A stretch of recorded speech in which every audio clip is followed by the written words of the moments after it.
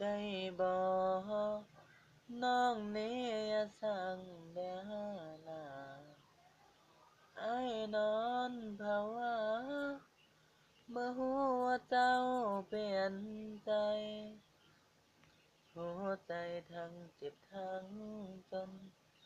ต้องทนฝืนเกินน้ำตาภาพเก่าที่ลอยมาอ้ายหูสตาของตัวเอง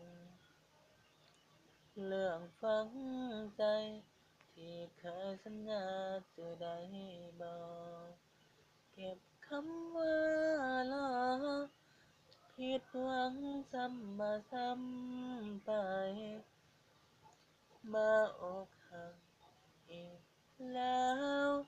น้องยังมาปุ่นหัวใจนี่จากไปเหลือไว้แต่ความทรงจ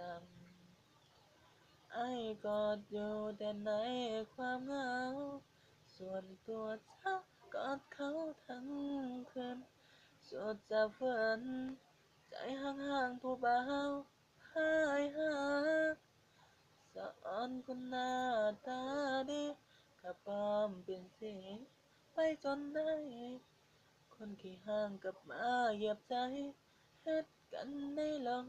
คอ